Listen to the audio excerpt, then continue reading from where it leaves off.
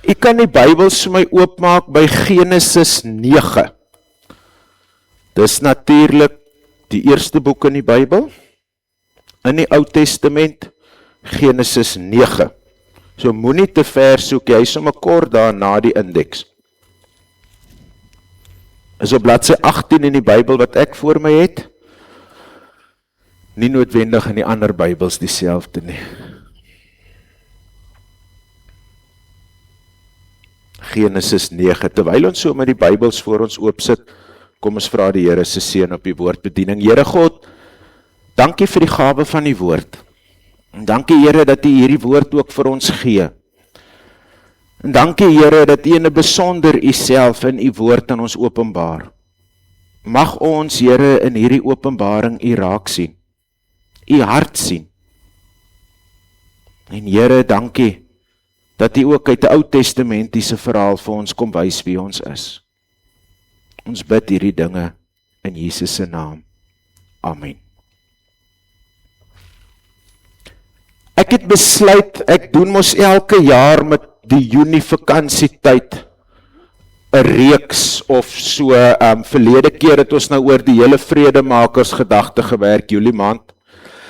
En het ek het goed gedink om hierdie jaar bietjie te gaan kyk op 'n paar vreemde verskynsels wat ons in die Bybel vind. Baie verhale is aan ons goed bekend, maar in baie van hierdie verhale is daar so ietsie geskryf wat ons baie keer moet vra, hoekom staan dit hier? Wat beteken dit wat hier staan? Is daar meer hieraan of nie? Moet ons dit net by ons laat verbygaan? Of wat kan hierdie simboliek ook verteenwoordig? Nou as 'n mens dit doen, moet jy ook versigtig wees om nie goed in die teks te gaan inlees wat daar nie staan nie. Net so belangrik soos wat dit is om te kan gaan grawe in die Bybel om te sien waaroor dit eintlik gaan, so gevaarlik is dit om goed in te lees wat daar nie staan nie. Baie keer sal 'n mens voel dat, hierdie ou druk nou bietjie die BTW uit hierdie teks uit. Hy haal nou die laaste bietjie uit en party keer is dit net daai, ek dink hierdie is nou eintlik wat daar staan nie. So wanneer ons in hierdie tyd met die tekste gaan besig wees, beloof ek u, ons sal aan die regterkant van die spektrum wees, wanneer ons met hierdie gedeeltes besig is. Maar ek wil u nooi om saam met my bietjie te reis deur die Bybel in hierdie vakansietyd. Kom ons gaan staan dalk opnuut weer verwonderd oor wie God is en hoe hy hom aan ons openbaar deur goed wat gebeur het. Die gedeeltes waarby ons gaan stil staan is vandag, u sal nou sien Noag se reënboog. Volgende Sondag gaan ons bietjie kyk oor die hele gedagte oor die brandende bos. Sê die brandende bos vir ons as simbool iets meer? Dan die Sondag daarna gaan ons stil staan by Rahab se tou. Julle weet Rahab wat in die stad gebly het, waar die verspieders by weggesteek was. Ons gaan bietjie kyk wie Rahab is, hoekom sy daar was, wat haar rol in die hele heilsplan was, en hoekom die tou juis rooi moes wees, en nie blou of groen of pers nie. En dan die laaste Sondag gaan ons stil staan in Markus, in die enigste plek in die Bybel, waar Simon van Cyrene se seuns se naam genoem word, Alexander en Rufus. So dit is ons vakansieplan, waarmee ons gaan werk in hierdie tyd. En is dit regtig by my hartsbegeerte, dat u ook verwonderd sal staan, soos wat ek verwonderd geraak het, toe ek met hierdie gedeeltes besig was. Vanmôre, Genesis 9. Nou moet ek ook sê, as ek my preke klaar gemaak het, hierdie breinkoffertjie van my, lê altyd daar in die voorportaal, en ek pak soos 'n goeie student, Saterdag aand voor die tyd klaar my koffertjie, laat hy reg is vir inval. Maar hierdie een het saam gegaan kamer toe gisteraand, en Masha sê gewoonlik, ek is nie gewoon dat jy papiere kamer toe bring he, maar dit is alright, en toe het ek weer begin werk.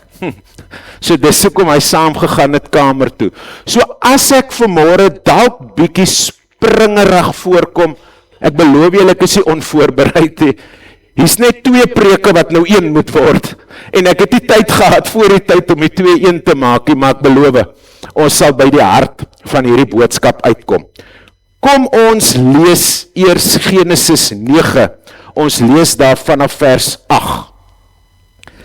Verder het God vir Noag en sy seuns gesê, kyk, ek sluit 'n verbond met julle en julle nageslag, en met al die lewende wesens by julle, die voëls, die makdiere, die wilde diere, naamlik met al die wilde diere wat uit die ark gekom het. Ek sal my verbond met julle hou. Mens en dier sal nie weer deur vloedwaters uitgewis word nie. Daar sal nie weer 'n oorstroming wees wat die aarde sal oorweldig nie. Toe het God gesê, dit is die teken van my verbond tussen julle, my en julle en die wilde diere by julle, 'n verbond vir al die toekomstige geslagte. My reënboog het ek in die wolke geplaas en dit sal die teken wees aan die verbond tussen my en die aarde. En wanneer ek wolke oor die aarde laat saampak en die reënboog verskyn in hulle, sal ek dink aan my verbond met julle en al die wilde diere volgens hulle soorte. Daar sal nooit weer vloedwaters kom wat alle lewende wesens uitroei nie. Die reënboog sal in die wolke wees en wanneer ek dit sien, sal ek dink aan die ewige verbond tussen my en al die lewende wesens op aarde. Noag het gesê, dit is dan die teken van die verbond wat ek tot stand, God het vir Noag gesê, jammer, dit is dan die teken van die verbond wat ek tot stand gebring het tussen my en al die lewende wesens op aarde. Noag se seuns wat uit die ark gekom het, was Sem, Gam en Jafet. Gam was die pa van Kanaan. Dit was Noag se 3 seuns. En uit hulle uit is die hele aarde bevolk. Hier's 2 woorde in hierdie teks wat belangrik is vir ons om raak te sien. Nou gaan julle ook vir my sê, ja Rion, jy kan enigiets daar op die bord sit en ons met jou glo. Maar die 2 woorde waarna ons gaan kyk vandag is keset, dis die een wat wys na boog, en die tweede een is zakar. Zakar wat beteken in herinnering roep en onthou. So in hierdie gedeelte wat ons nou gelees het, word ons gekonfronteer met die woorde dat ek sal my reënboog vir julle gee as teken van my verbond. Maar die ironie van die saak is, dat die woord reënboog is nie bekend in die Hebreëse teksie. In die Hebreëse teks staan daar, ek sal my boog ophang in die hemel. Maar die Hebreëse woord wat gebruik word daar vir boog is oorlogsboog. So die woord wat vir reënboog en oorlogsboog gebruik word, geset, is presies dieselfde woord. Maar dis belangrik dat ons sien wat hier gebeur. In die ou nabye ooste, dis nou die tyd waarin die Bybel tot stand gekom het, was boogskutters die gevaarlikste infantrie wat jy kon hê in jou weermag. As jy boogskutters gehad het, was jou kop deur. Interessant genoeg, dit was ook met British longbow, waarmee Engeland die wêreld oorheers het. Boogskutters wat baie ver boog kon skiet. Wat dan gebeur het as die oorlog verby was en die veldslag is gewen en die soldate kom huis toe, dan het hulle oorlogsboë opgehang iewers met die boog na bo. Om daarmee te sê, 'n pyl gaan vir nou nie weer deur hierdie boog gelaat word na 'n opponent toe nie. Met ander woorde, die boogskutter se toren is nou tot rus. Toe God sy reënboog in die hemel ophang, het hy direk daarmee vir Noag hulle gesê, my oorlogsboog is nou gebere. En die feit dat hy omhang met die boog na bo, sê wat, as daar nou 'n pyl sou uitkom, watter rigting trek die pyl? pyl, as daar nou weer 'n stuk oordeel sou moes ontvlam van God op die aarde, met 'n boog wat hang, sal die pyl opgaan. God sê, ek sal nooit weer totale verwoesting op hierdie wêreld bring nie. Ek sal nooit hierdie wêreld weer deur vloedwaters laat begaan nie. Dit was die eerste drastiese ingryping van God met hierdie sonvloed wat die hele skepping onderhewig aan was. En God sê dit baie duidelik, hy sal Zakar, hy sal vir ewig onthou, as hy hierdie boog sien, dat hy nooit weer die aarde van sy kant af sal tref met so 'n tipe oordeel nie. En wanneer die oordeel ontvlam, gaan die pyl homself tref, gaan die pyl God tref. En dit was presies wat op Golgotha gebeur het. Toe die wêreld se verlossing aanbreek, het die oordeel wat uitgespreek is, God self getref. Want toe Jesus aan die kruis gehang het, was dit God wat mens geword het, wat aan die kruis gehang het. Toe God die reënboog vir Noag gee, het hy geweet, iewers gaan sy oordeel nog sy eie kind moet tref, maar nie weer God se kinders nie.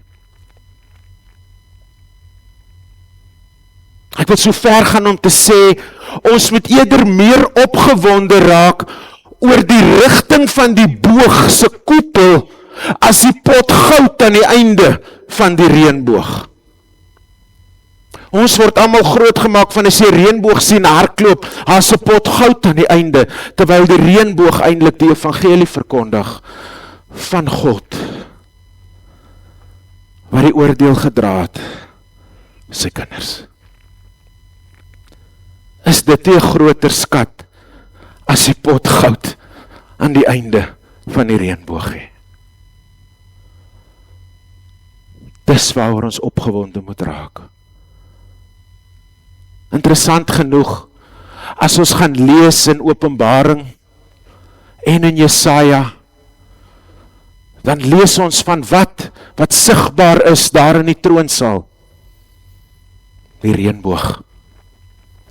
Want die reënboog getuig van die blywende verbond wat God met sy kinders gesluit het. Maar die verbond in Genesis gaan so bietjie verder, as dit die hele skepping insluit by die trou en die ewige sorg van wie God is. Want hy sê, ek, God, sluit 'n verbond met wie? Met jou Noag, jou nageslag, met die aarde, die wilde diere en alle diere, en ek beloof dat ek nooit weer die totale skepping sal uitwis deur my toorn wat ontvlam nie. En wat was dit wat Christus Jesus kom doen het op Golgotha? Hy het 'n verlossing aangekondig vir wie? Die hele skepping. Die Bybel sê dit so mooi, die aarde roep uit na die dag van die Here, die aarde roep uit na die aanbreek van God se dag van verlossing, want die aarde is aan verwoesting onderhewig, aan verwoesting onderworpe, en die aarde roep uit na die dag van die Here, tot wat? Tot verlossing van God se skepping. En dis hoekom wanneer ons lees in die Bybel, as God praat oor die einde, dan praat hy van die nuwe hemel en die nuwe aarde wat hy gaan tot stand bring. Ewe skielik herinner ek die woorde wat in Efesiërs gestaan het. Sy doel met Christus was om wat te doen? om alles in die hemel en alles op die aarde onder wie te verenig. Onder wie? Die een hoof, Christus Jesus, ons getroue verlosser. Die reënboog is vir ons nie net 'n herinnering nie. Weet julle wat vir my so mooi is van hierdie gedeelte? Dat eintlik is die herinnering van die reënboog nie vir my nie. En nie vir jou nie. Wat sê God daar? Hierdie reënboog sal wie laat zakar? Wie sal in herinnering roep? Wie sal onthou? Wat sê die Bybel? Wie is dit wat moet onthou? God. Gaan dit juist daaroor om te sê dat God gaan vergeet? Nee. Dit staan juist so om die leser te laat verstaan dat hierdie reënboog getuig van God se ewige trou aan sy kinders.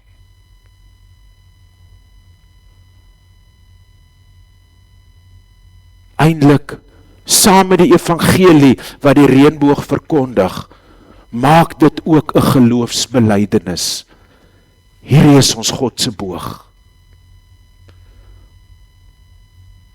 En hierdie boog getuig 100% van wie hy is. Ons kan nou wetenskaplik gaan verklaar waar die boog vandaan kom. Daar was nog nooit voor die tyd reën op die aarde nie. Die sonne deur die water begin buig en ons het reënboog. Ons kan nie wetenskaplik verklaar waar die reënboog vandaan kom. Maar wat verkondig hy? Wat sê dit van wie God is? Wat sê dit van wie God vir ons is? Wat sê dit van God in die hemel? En nou moet ek eers weer boontoe gaan, want die stukkie wat ek nou bygewerk het, lê hierbo, maar vertrou my vir die proses. Dat ek net daar uitkom. Hierdie beeld van hierdie reënboog verskyn weer in die Bybel. Ek het net hierna gewys, maar ek wil dit graag vir julle lees. Esegiel 1 vers 28.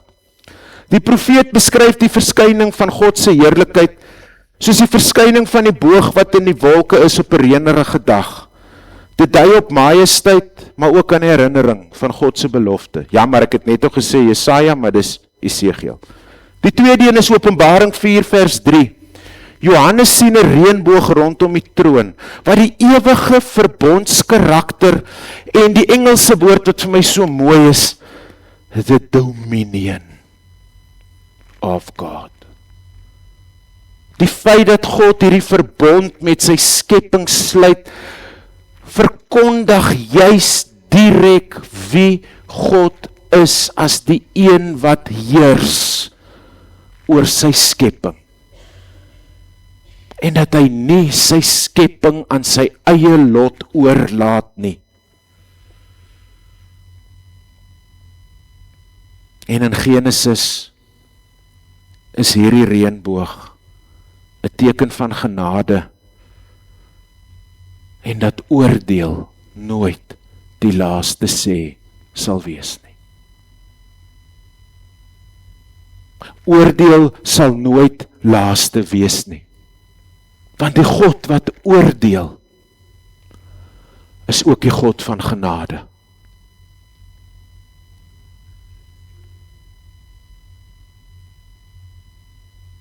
Toe Christus aan die kruis hang, was dit nie 'n pyl wat hom getref het nie. Dit was 'n soldaat se spies wat tot by sy hart gesteek het aan die einde. En toe daar water uitgeloop. Christus se liggaam het geboet en getreur. Want God het gesê, jy moet sterf, nie weer my kinders nie. Want in Genesis het hy van Noag gesê, het sal nie wees so wees nie. My kinders kan nie boet nie. Al moet hulle.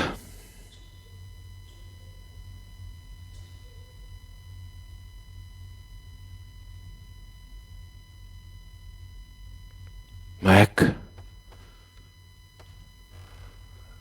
Dis die God wat 'n ewige verbond met jou en jou nageslag sluit. Ek sal jou God wees. Jy sal my kind wees. En ek sal jou lank laat woon in die land van my versorging en my voorsienigheid en my melk en my heuning en peanut butter en konfyt.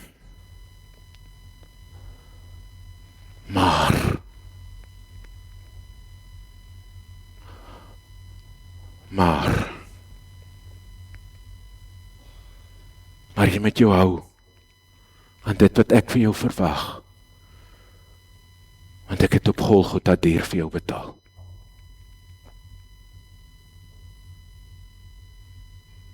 Ek het op Golgotha my alles gegee, want jy kan nie boete gedoen het nie. Jou offer is te vuil.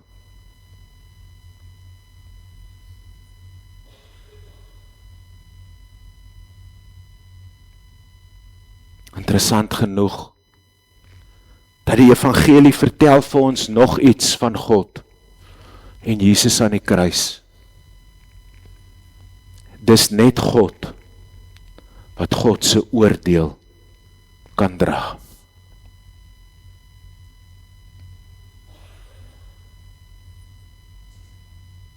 En dis hoekom Jesus dit moes dra.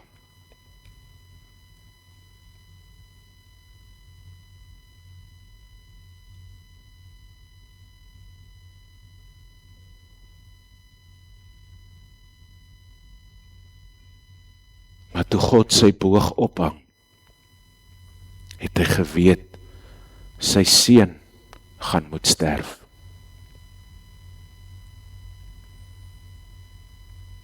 Want saam met evangelieverkondiging en saam met geloofsbelijdenis is die reënboog 'n wat?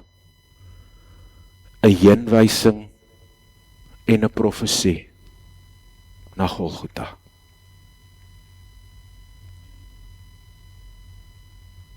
Want sien, op Golgotha is ons vrygemaak.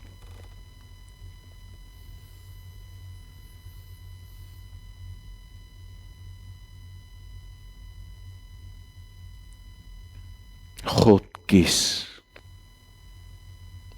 om self die oordeel te dra,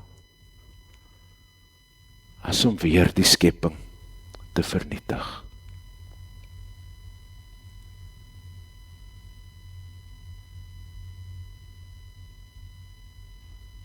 Die reënboog. Chad Bird is 'n literaan. Hy sê soos volg as hy oor die reënboog praat. As hy sê die reënboog is God se afgetrede oorlogswapen.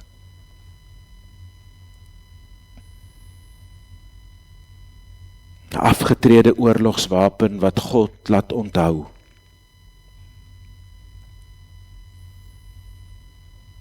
En wat vir ons kom leer wie hy is.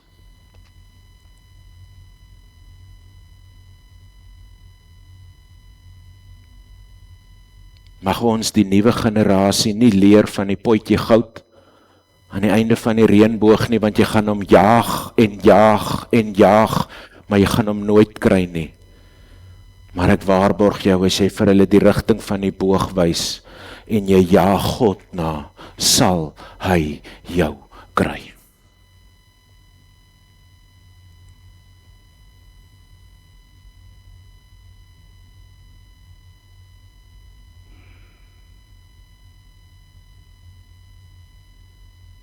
Amen.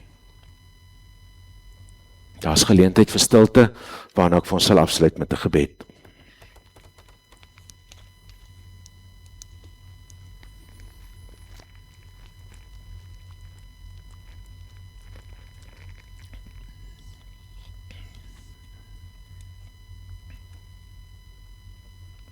Here, meer as net 'n reënboog, meer as 'n verbondsteken, maar verkondiging van die evangelie, geloofsbelydenis en 'n profesie. Dankie Here vir dit vir ons. Amen.